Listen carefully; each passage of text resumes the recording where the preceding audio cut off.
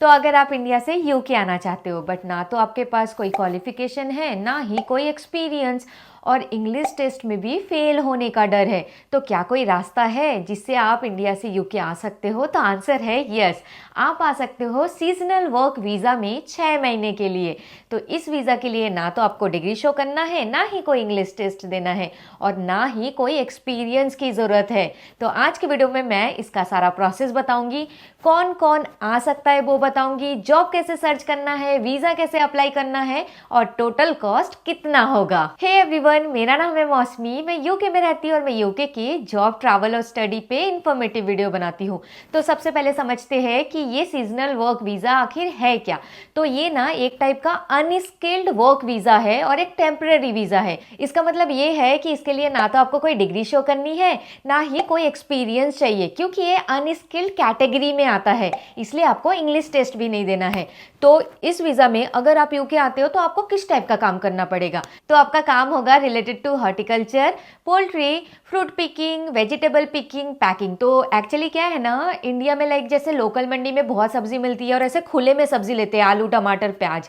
तो यूके में ऐसे लोकल मंडी का कल्चर बहुत कम है।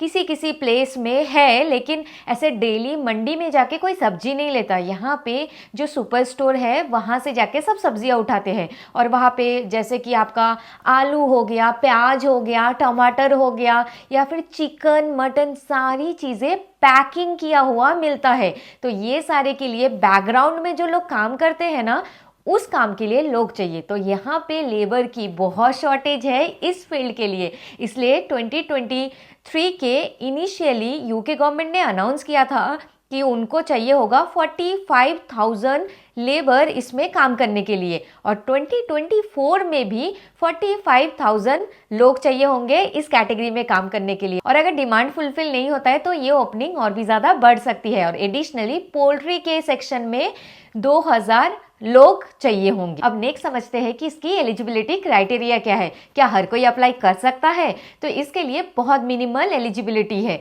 तो सबसे पहले तो आपका एज 18+ होना चाहिए। सेकेंड, आपके पास COS लेटर होना चाहिए। इसका मतलब क्या है, इस वीज़ा के लिए आप तभी अप्लाई कर सकते हो जब आपके पास कोई एक काम हो यूके से।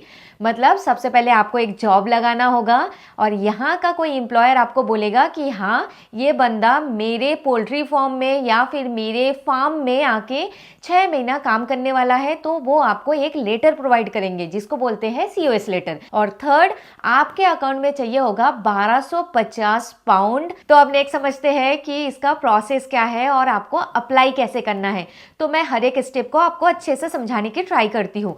तो सबसे पहले तो आपको चाहिए होगा कि आपको यूके में एक जॉब लगाना पड़ेगा।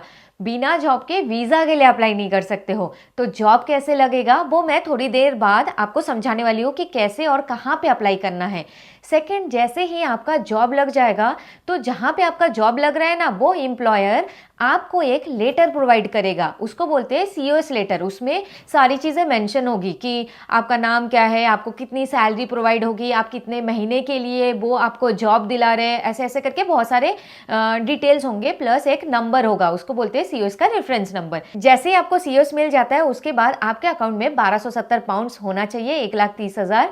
अगर आपके अकाउंट में है तो फोर्थ स्टेप में आपको वीज़ा के लिए अप्लाई करना है। तो अब स्टेप 1 को समझते हैं कि आपका जॉब कैसे लगेगा। तो सीजनल वर्क वीज़ा कैटेगरी के लिए यूके गवर्नमेंट ने कुछ रिक्रूटमेंट एजेंसी को आइडेंटिफाई करा है। तो ये क्या है, कोई कंपनी नहीं है, ये ना एक एजेंसी है। तो यहाँ पे आप जॉब के लिए अप्लाई कर सकते हो और ये आपको हेल्प करेंगे हर एक प्रोसेस को समझाने के लिए और इसी के थ्रू आपको जॉब मिलेगा। तो ये टोटल है 7 एजेंसी। तो 1 बाय 1 मैं आपको बताती हूँ कि एजेंसी के ऑफिशियल वेबसाइट कौन सा है और आपको कैसे अप्लाई करना है। फर्स्ट है फ्रूटफुल जॉब, लिंक डिस्क्रिप्शन में है, आप लिंक में क्लिक करोगे तो ये है इसका ऑफिशियल वेबसाइट। तो यहाँ पे मेंशन है कि पाकिस्तान, बांग्लादेश और नेपाल से हो तो उनकी हायरिंग बंद है। तो अगर कोई एजेंट आपको बोले कि फ्रूटफुल के लिए जॉब दिला देंगे तो वो स्कैम होगा। तो यहाँ पे बहुत अच्छे से मेंशन है, आप पढ़ लेना और इससे अवेयर रहो।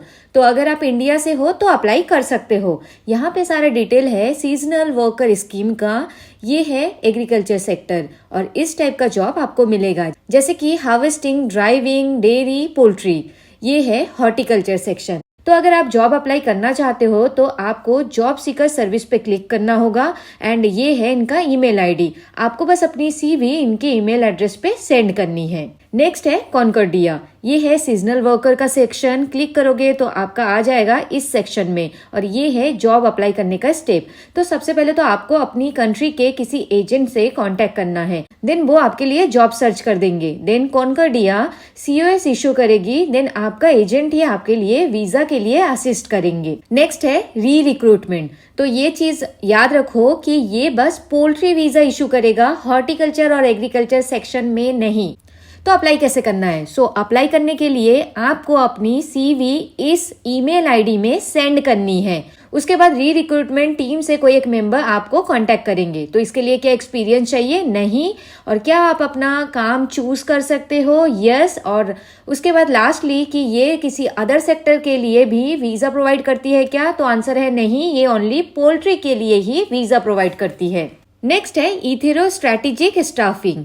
तो सीजनल वर्कर के कैटेगरी में जाओ तो यहाँ पे मेंशन है कि आपको इनको कोई फीस नहीं देना होगा। तो इसका मतलब ये है जो वीजा का प्रोसेस होगा ना, तो ये जितने सारे एजेंसी है ये आपसे कोई भी फीस नहीं मांगेंगे। जैसे कि एजेंट को फीस देते हो ना, वो फीस आपको इनको देना नहीं पड़ेगा, ये फ्री में सारा प्रोसेस करके देंगे। तो सीजनल वर्कर के लिए ये सारे इंस्ट्रक्शन है, आप पढ़ लेना। यहाँ पे अगेन आपको कोई फीस देने की जरूरत नहीं है। अब नेक्स्ट की जॉब कैसे अप्लाई करना है? तो जॉब अप्लाई करने के लिए आपको इस फॉर्म को फिल करना होगा, name, phone number, email ID and message के साथ। एक और चीज कर सकते हो, आप इस कॉन्टेक्ट नंबर पे कॉल करके भी बात कर सकते हो इनके प्रोसेस को समझने के लिए, या फिर आप अपनी CV को recruitment@tlpase.com में भी सेंड कर सकते हो। एक और चीज आपको माइंड में रखना है कि ये ओनली इतने कंट्रीज के लिए हायरिंग कर रही है, तो इंडिया उसमें नहीं है, पाकिस्तान भी नहीं है। बट मेरे कुछ ऑडियंस बांग्लादेश से भी है, तो अगर आप बांग्लादेश से हो तो यहाँ पे आप अप्लाई कर दो। नेक्स्ट है मेरे लिस्ट में हॉब्स, ये है detail information about seasonal worker scheme. तो ये बस इतने ही कंट्री के लिए हायर कर रही है जिसमें इंडिया नहीं है, ना ही पाकिस्तान, ना ही बांग्लादेश है। बट आप इसको भी चेक करते रहना क्योंकि 2024 में ये रूल चेंज हो सकता है और इंडिया, पाकिस्तान या बांग्लादेश ये अपने लिस्ट में ऐड कर सकते हैं। तो अब लास्ट है मेरे लिस्ट में ये जी रिक्रूटमेंट, जो यूके गवर्नमेंट की एजेंसी का पार्ट था, बट कुछ रीजन के कारण से अब इनके पास स्पॉन्सरशिप का लाइसेंस नहीं है। रडार में रख सकते हो, फ्यूचर में अगर फिर से एलिजिबल हो गए तो आप यहाँ पे भी अप्लाई कर सकते हो। अब नेक्स्ट है कि इस वीज़ा के लिए अप्लाई कैसे करना है और कब करना है। तो मैंने जस्ट थोड़ी देर पहले जैसे बोला कि इसकी दो कैटेगरी है, पहला हॉर्टिकल्चर और सेकंड है पोल्ट्री। तो अगर आप हॉर्टिकल्चर फील्ड में अप्लाई करना चाहते हो, लाइक फ्रूट पिकिंग, पैकिंग, ये सारे काम करना चाहते हो, तो उस सेक्शन के लिए आप साल में कभी भी अप्लाई कर सकते हो। और नेक्स्ट है पोल्ट्री वाले कैटेगरी के लिए। तो पोल्ट्री वाले कैटेगरी में अगर आपको अप्लाई करना है तो आपको अप्लाई करना होगा 2 अक्टूबर के पहले। तो पोल्ट्री वाले सेक्शन के लिए लोगों को यूके बुलाते हैं 2 अक्टूबर से लेके 31 दिसंबर के ड्यूरेशन में। इस ड्यूरेशन में इनको बहुत ज़्यादा मात्रा में लोग चाहिए, मे बी क्रिसमस के पहले है इसलिए शायद। अब नेक्स्ट है कि आपकी सैलरी कितनी होगी, क्योंकि ये बहुत बड़ा फैक्टर है कहीं भी जाने के लिए कि हम इंडिया से यूके मूव करेंगे तो सैलरी कितना होगा। तो देखो अलग अलग जगह की सैलरी अलग होगी, बट आपको एटलीस्ट मिनिमम वेज तो मिलेगा ही मिलेगा। मिनिमम वेज यूके का कितना होता है, अगर आपका एज 23 प्लस है तो आपको पर घंटे का 10.42 पाउंड्स मिलेगा, 1000 रुपए पर घंटे के हिसाब से।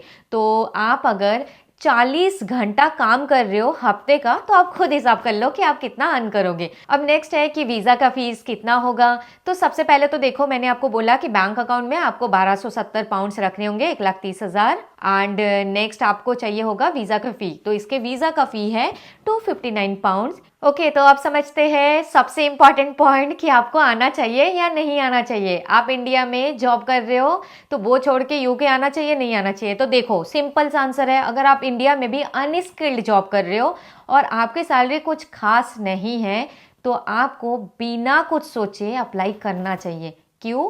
क्योंकि यहाँ पे ना एक अच्छा खासा अमाउंट आप अर्न कर सकते हो। कई सारे एम्प्लॉयर आपको रहना और खाना भी प्रोवाइड करते हैं। उस केस में आप तो बहुत अच्छा खासा पैसा सेव कर लोगे। एंड सेकेंड क्या है कि आपका जो रिलोकेशन होगा ना इंडिया से यूके तक का खर्चा, वो आपका एम्प्लॉयर आपको प्रोवाइड करेगा। तो बहुत ज़्यादा आपको इंडिया से यूके आने तक का खर्चा भी आपको नहीं होगा। एंड नेक्स्ट समझते हैं कि इसके कॉन्स क्या है। तो इसके कॉन्स बस ये है कि यहाँ पे आप अपनी फैमिली को लेके नहीं आ सकते हो। ये इंडिविजुअल वीज़ा होगा, आपका वीज़ा लगेगा, बस आप आ सकते हो। नेक्स्ट, आप 6 महीने के लिए हॉर्टिकल्चर वर्क के लिए अगर आ रहे हो तो 6 महीना जैसे ही ख़त्म होता है आपको इंडिया वापस जाना पड़ेगा। हाँ, अगर आपका एम्प्लॉयर बोला कि उनको और भी रिक्वायरमेंट है, उनको और भी काम के लिए लोग चाहिए, तो वो आपके वीज़ा को एक्सटेंड कर सकते हैं, तो आप रुक सकते हो। बट वो अगर बोल दिए कि उनका काम ख़त्म हो गया तो आपको इंडिया वापस जाना पड़ेगा। उसके बाद आपको पीआर नहीं मिल सकता इस वीज़ा पे, क्योंकि ये टेम्परेरी वीज़ा है, तो इसमें पीआर का कोई ऑप्शन है ही नहीं। और एक फोर्थ कि आप इसमें परमानेंट जॉब नहीं ले सकते हो। मतलब ये क्या है, टेम्परेरी वीज़ा है। तो अगर आप एक परमानेंट जॉब ले रहे हो और क्या कर रहे हो, इस वीज़ा को दूसरे वीज़ा की कैटेगरी में स्विच करने का सोच रहे हो, तो वो ऑप्शन आपके पास नहीं होगा। तो बस आज का वीडियो यही था। तो अगर आपको कोई भी और डाउट हो, कुछ और जानना है, तो प्लीज़ आप कमेंट सेक्शन में ऐड कर देना, मैं हेल्प करने की ट्राई करूँगी। तो मैं मिलती हूँ मेरे नेक्स्ट वीडियो में। Until then, bye bye and take care.